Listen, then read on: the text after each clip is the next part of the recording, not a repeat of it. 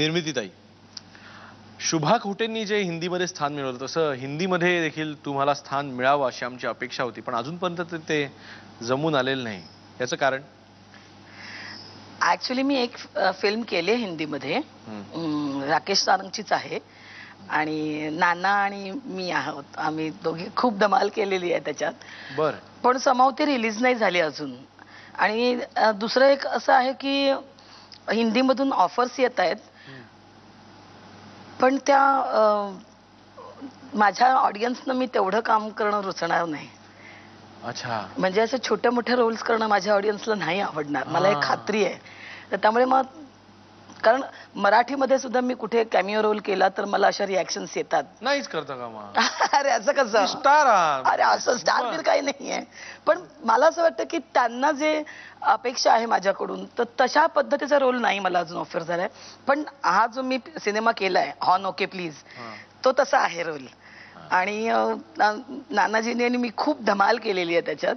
त्यामुळे मी पण त्या पिक्चरची खूप उत्सुकतेने वाट बघते की कधी रिलीज होईल तो. तो आला तर मग मजा येईल.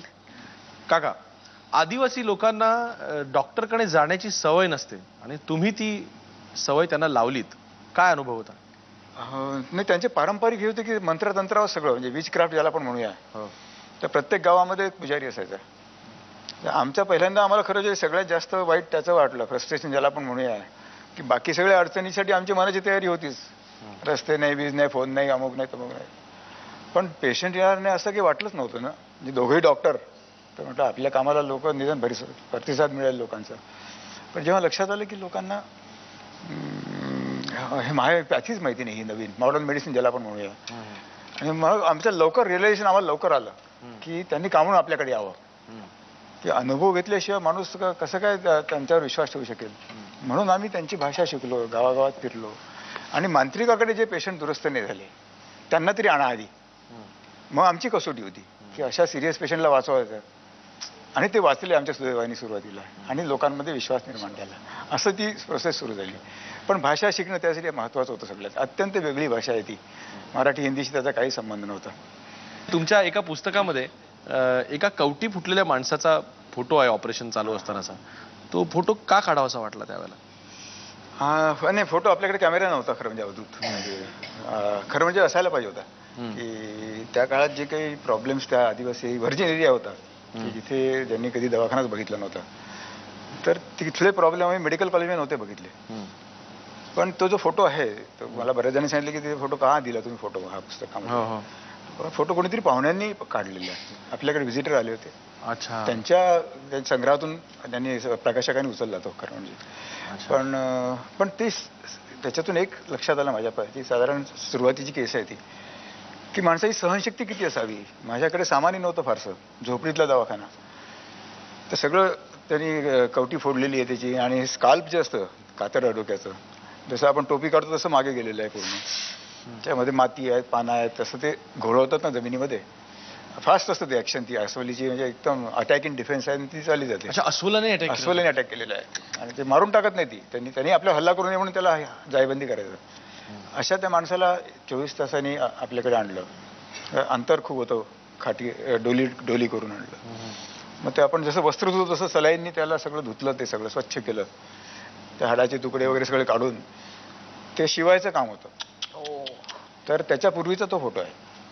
तर म्हटलं ते शिवायचं तर आपल्याकडे खरोखरच सामान नव्हतं. सुईदोरा होता तर स्टरलाइज करून घेतला, सर्जिकल सुचर ज्याला म्हणतात, आणि अनस्थिशाचं सामान नव्हतं, काही नाही. तर मी म्हटलं की मी याला शिवावं लागेल, टाके द्यायचे.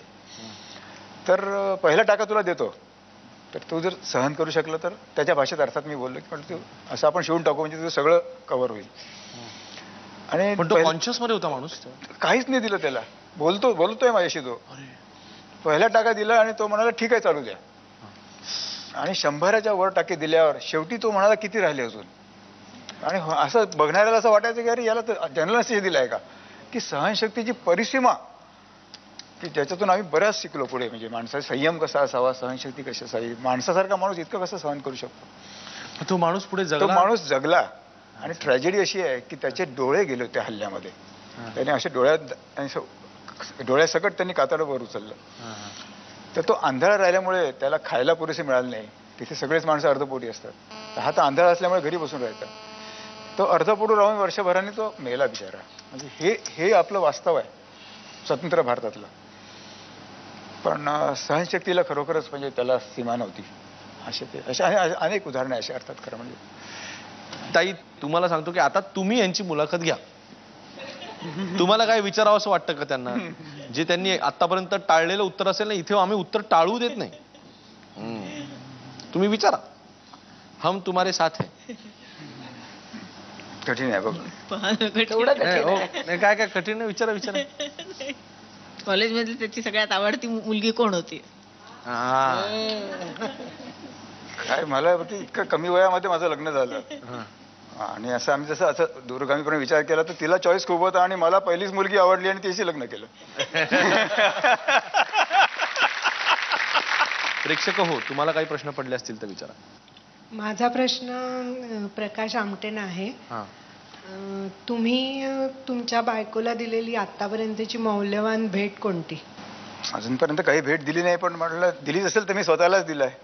पण असं साडी म्हणा किंवा अशी भेट आजपर्यंत आयुष्यात कधी काही तिची त्याबद्दल तक्रार आहे की नाही मला माहित नाही, पण मी काही देऊ शकलो नाही तिला.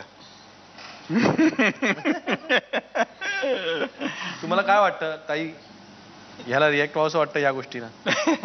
नाही, मला काही फारशी आवड नाही अशी काही कोणी मला भेटवस्तू द्याव्या वगैरे असं.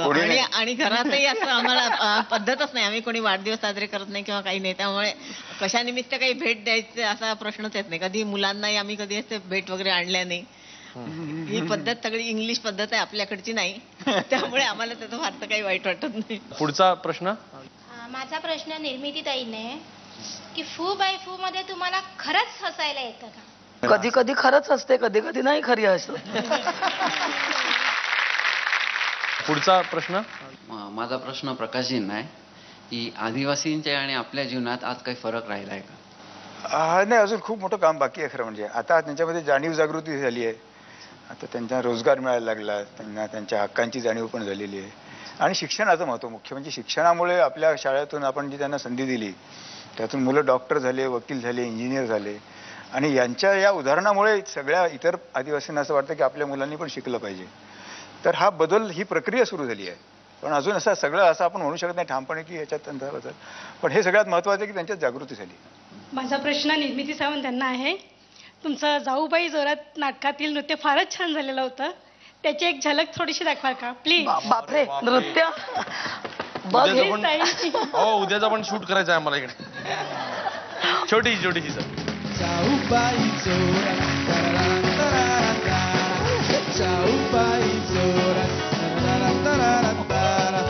उतू नका मातू नका ओळख आपली देऊ नका. उतू नका मातू नका ओळख आपली देऊ नका.